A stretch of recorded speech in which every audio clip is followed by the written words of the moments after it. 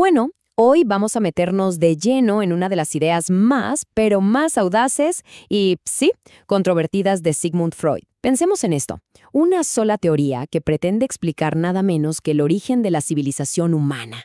Y créanme, es una historia que no tiene desperdicio. Y todo arranca con una pregunta. Una pregunta fundamental, de esas que han dado vueltas en la cabeza de filósofos y pensadores por siglos. A ver, ¿por qué, de todas las cosas, son el asesinato y el incesto los dos tabúes más grandes de la sociedad? O sea, son la base de casi toda ley, de toda moral.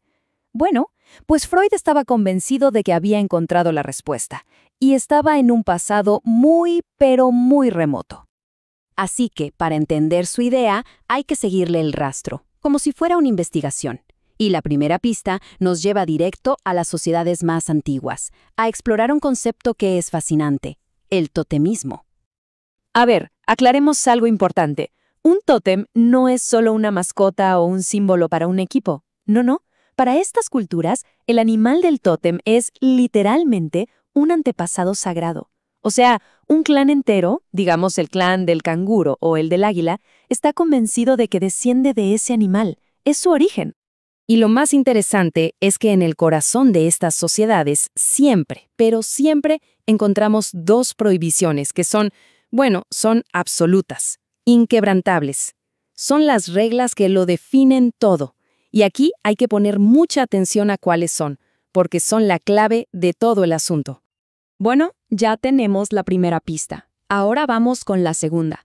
Y aquí es donde la cosa se pone inesperada. Porque Freud hace un salto increíble.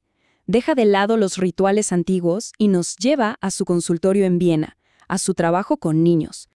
Resulta que Freud notó algo muy curioso en sus pacientes infantiles.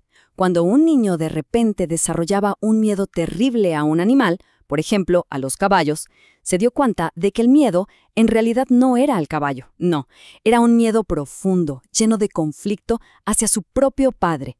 Un miedo que la mente del niño, para protegerse, había movido, lo había desplazado hacia algo menos amenazante. Y claro, esto es la puerta de entrada a una de sus ideas más famosas, el complejo de Édipo. Es esa mezcla tan complicada de sentimientos. Por un lado, el niño admira y quiere a su padre, pero por otro, lo ve como un rival, un competidor por el cariño y la atención total de la madre. Y ese conflicto de amar y odiar a la vez a la misma persona, es una fuerza potentísima en la psique. Entonces, aquí está el punto clave. Para poder lidiar con esa mezcla de amor y odio que es insoportable, la mente del niño encuentra una salida bastante ingeniosa. Proyecta toda la hostilidad, todo el miedo sobre un animal. Así, el animal se convierte en una especie de doble del padre, un lugar seguro donde se pueden descargar todas esas emociones que son, digamos, prohibidas. Y es justo aquí, en este punto, donde Freud conecta las dos pistas. ¡Pum! Hace una pregunta que es simplemente revolucionaria, porque une el mundo antiguo con el diván de su consultorio. Se pregunta, ¿y qué tal si el animal sagrado de esos clanes antiguos es en el fondo lo mismo que el caballo que aterroriza al niño? ¿Y si cumple exactamente la misma función? Y al hacer esa pregunta, de repente todo encaja. Miran la primera coincidencia. Es asombrosa. La regla número 1 del totemismo, la más sagrada, no matar al animal, es un espejo perfecto del deseo más oscuro y reprimido del niño, el deseo de deshacerse del padre rival. Y la segunda coincidencia es igual de impactante. La otra gran ley del tótem, la que prohíbe las relaciones sexuales dentro del mismo clan, corresponde directamente con el otro gran deseo reprimido del niño, el de poseer a la madre. Es increíble. Las dos leyes del tótem son, en esencia, las dos grandes prohibiciones que nacen del complejo de Edipo.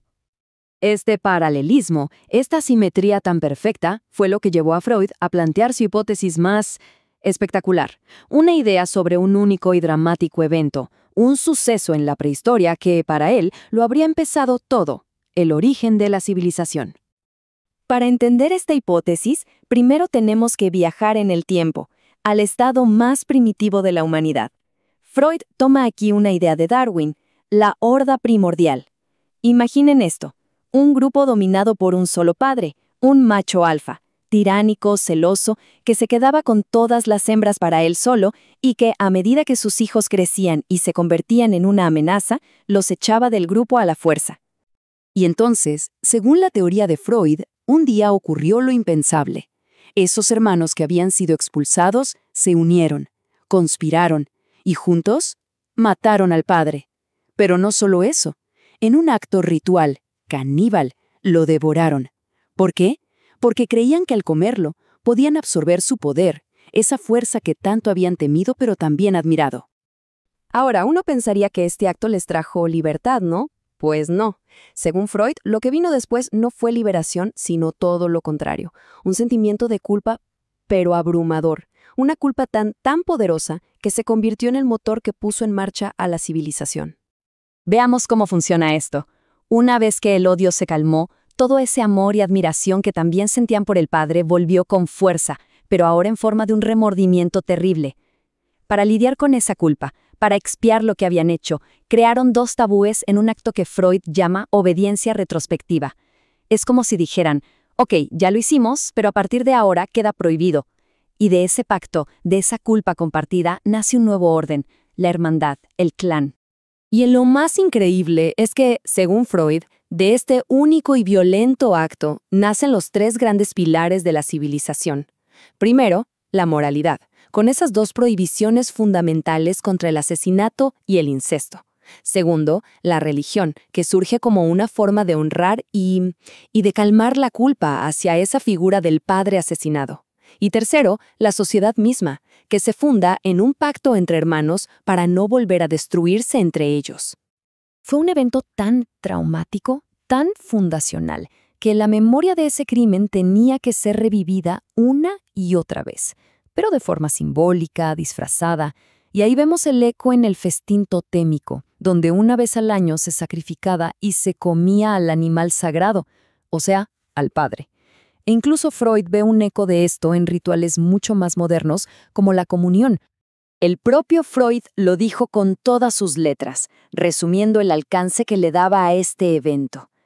Para él, todo, absolutamente todo lo que llamamos civilización, las leyes, la religión, las normas sociales, todo hunde sus raíces en este oscuro y terrible acto de rebelión y, sobre todo, de posterior arrepentimiento. Y bueno, ahí está. Esa es la teoría. Es, sin duda, una idea provocadora que ha generado debates por décadas. Pero nos deja con una pregunta flotando en el aire. Una pregunta bastante inquietante. ¿Será posible que en el mismísimo centro de nuestra sociedad, de nuestra moral y hasta de nuestras religiones, lo que resuena sea el eco de un antiguo y terrible crimen familiar?